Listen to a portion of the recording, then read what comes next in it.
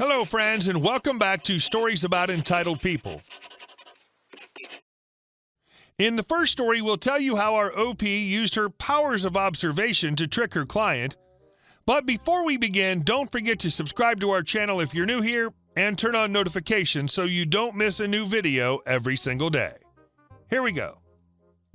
Just be observant. Working a cash register in the 90s, boss complained that the store got a couple of chargebacks on credit cards that we'd accepted. He told us that we had to be more observant and recognize clues that a card is being used fraudulently. We had to question anything that didn't look right. Future chargebacks would come out of our pay. I don't know if legal, but that was the threat. Me. How can we tell if someone's using a stolen card? Boss. Just be observant. It was very soon after that a lady was paying for stuff with a credit card and I noticed something, so asked her for ID. She wanted to know why I asked. Me. The card says Mrs. Jane Doe, but I don't see a wedding ring. Kaboom! She demanded to speak to / scream at my manager, and I could hear her tearing him a new one, yelling about how being in the middle of a divorce is difficult enough without it being thrown in her face by a stupid cashier. Scream, lawsuit, scream, media, scream, get her big friend to beat him up, that kind of thing. She leaves, he reappears, shell-shocked. Boss, why the F did you question her not having a wedding ring? Me, you said question anything that didn't look right, or the chargeback comes out of my pay. It didn't look right. I could tell he was searching for some way to yell at me for it, but he couldn't. So he just sighed, then said, be less observant. And our second story. Everything green? Okay. This story happened about 10-ish years ago. Backstory. When I was in high school and still living at home, we were required to do community service in order to graduate. Those who did more than the minimum 10 hours were granted a recommendation from the high school to any college they applied to on their application into university, where they'd be recommended as a contributor to society. I had been working on my lawn care business, better phrased as a community service, since I was in 9th grade. As it came to my 12th grade year, senior year in high school, all my neighbors were having their yard mowed and trimmed by me. Come my final year of primary school before university, I was still mowing the lawns of my neighbors free of charge, but I'd also become alternate captain of my primary school's hockey team. Come my final year before university, I was still taking care of yards for my neighbors. Most of them were old enough that they couldn't take care of them without help. Of course, there was always one person who always had extra things for me to do, regardless of what I had to get done after their yard. Theirs was normally the last one, since it was the closest to my home at the time. Let's call her Karen. Initially, it was just small things, like moving their yard furniture so I could mow the whole yard without missing anything.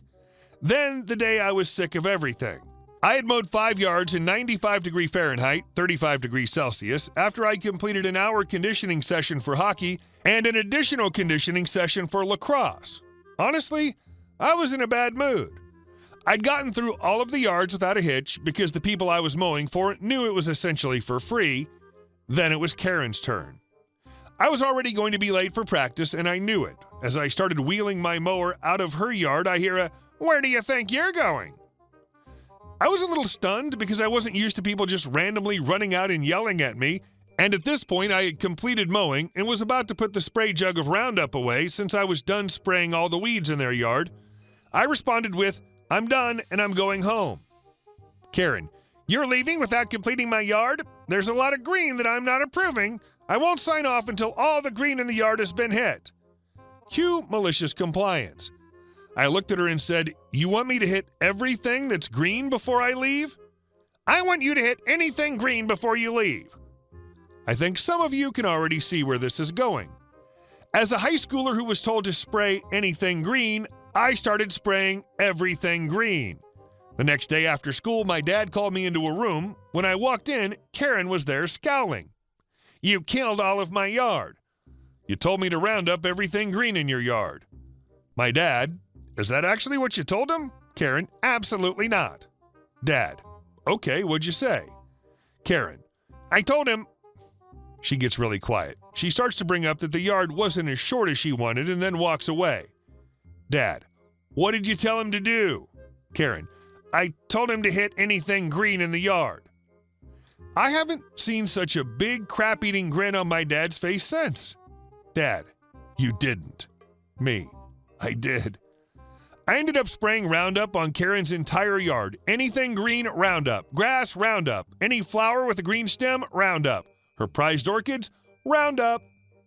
Since I was already going to be late, I didn't just do the recommended level of concentrate. It was twice as strong as it should have been. Fallout. Since I had the whole neighborhood of people who'd say I did an amazing job taking care of their yard, when Karen called the cops to report me for property damage, she got a warning for falsifying police reports, as well as a scolding by the cops to not tell someone to do something if they don't want it executed to the letter. I've since moved back to the same neighborhood as I grew up in, and I see Karen around. She glares at me every time I see her. Her yard has not recovered. She now knows. It's not easy being green.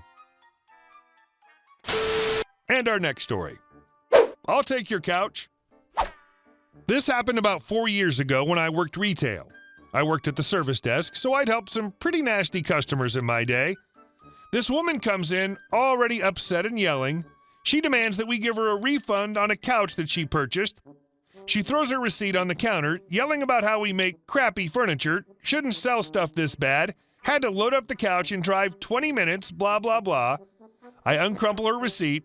This thing's almost a year old and so faded I can barely read it. Our return policy is 90 days, so I tell her the bad news and she goes off on me. Well, the cashier didn't tell me I only have 90 days, and it shouldn't matter. Your couch shouldn't break. I'll be honest with you guys, our furniture sucks, and you definitely get what you pay for. After calling me a terrible employee and demanding I be fired, she insists I call my manager, which I do. She and my manager get into it, and she calls my manager a fascist and me an idiot for not appeasing her. The woman's now so upset that we won't take her couch back that she pulls this line, "If you don't take it back, I'm just gonna leave it here. I don't need no crappy couch." My manager, exasperated at this point, says, "We'll definitely dispose of it for you if you like." The customer stomps off. Sure enough, she left her couch on our sidewalk. Now, this is the first time we're actually seeing the couch. It looks perfectly fine. The only problem is that the bottom got a hole in it, which my manager lovingly indicated is probably because she let that little chunker she had with her jump on the cushions. So she had it taken up to the break room, and it's actually a super comfy couch. Fast forward, the woman comes back a week later looking for the couch. She apparently found someone who would take it off her hands for money. I shrug my shoulders and say, "It was obstructing our sidewalk. We threw it out like you wanted. I'm sorry." I wasn't sorry. And our last story. I hope you like getting written up by your boss and your boss's boss. I was planning to deliver my older daughter at a local birth center. Unfortunately, I ended up needing to be induced, so transferred to the nearby hospital. After 2 days of labor, my daughter's heart rate plummeted, and I was rushed into the OR for a C-section under general anesthesia. She was born pink and screaming without complication, fortunately. It was very traumatic for me, and I'm still processing the events 4 years later. You can imagine what sort of state I was in 2 days postpartum. Enter Nurse Hun. She obviously knew I was a birth center transfer, which apparently in her mind meant I was a total hippie or something. The following conversation ensued after a vitals check as I was sitting in bed nursing my 2-day-old. Nurse Hun: "So you've gotten rid of all the chemicals in your house now that you're taking your daughter home, right?" Me: No. Nurse Hun: "Oh no, you have to get rid of all those products. They're poisonous. You need to replace them with all natural cleaners. What if she gets into them and eats them and dies?" Me: she's 2 days old. We have time to baby-proof, right? I hadn't even thought of that yet. NH: "No, you need to get rid of all those chemicals as soon as you get home. You can't expose a sweet little baby to all that. Let me give you my personal cell number. You can call me and I'll get you set up with an essential oil kit and non-toxic cleaning supplies." She hands me her card. Okay. "And don't worry, I'll be here tomorrow morning to discharge you and make sure you're set up to take daughter home to a chemical-free home." Fortunately, I had the best night nurse ever, who I'd bonded with over the past couple nights. I felt comfortable enough with her to tell her I did not want Nurse Hun to discharge me in the morning, and could she please make sure I had a different nurse? She obliged and promised me that I wouldn't see Nurse Hun again. I ended up being discharged by the charge nurse. As karma would have it, the director of maternity services had a vested interest in finding out why a patient had fired a nurse, so about a week after we left the hospital, I got a voicemail from her asking why I didn't want Nurse Hun to handle my discharge. I called her back, and our conversation went something like this. Me: "Hi, this is OP returning your call." DMS: "Hi, OP, thanks for calling me back. I was hoping you could shed some light for me on why you didn't want Nurse Hun to discharge you." Absolutely. She made me uncomfortable. I think when she found out I was a birth center transfer, that meant I would be interested in a product she sells. I relayed the conversation. I felt like she was more interested in selling me her product than anything else. I didn't think it was at all professional, and I just didn't want to deal with another sales pitch. Oh my. Yep. Thank you so much for taking time to share this with me. We take customer service very seriously and don't want anyone to feel uncomfortable in our hospital. Rest assured, this will be addressed. Thank you again for your time. Hey, thanks for taking care of it. But wait, there's more. I actually had met the CEO of the hospital previously when she came into the jewelry store where I worked. My therapist agreed when I brought up reaching out to her to discuss a couple events that had happened prior to the C-section that resulted in me being diagnosed with PTSD. I did, and I ended up in a meeting with the chief medical officer, the DMS, and the director of nursing services at the hospital. In the course of that meeting, Nurse Hun and our conversation came up. The CMO's eyes bugged out of his head when he heard what happened. He immediately looked to the DMS and told her that needed to be addressed today. She looked at me and said, "That was you? We talked about that. I've already taken care of it." I assured the CMO that DMS was aware of the situation and had actually reached out to me several months ago. CMO was satisfied, but assured me that he had no tolerance for such bullcrap. My word, he was more diplomatic. And he would not stand for such nonsense in his hospital. Do these women not understand that several essential oils are toxic to infants and even toddlers? Very common ones like peppermint, eucalyptus, and tea tree, in fact. Hey guys, thank you all for watching the video. I'll see you in the next one.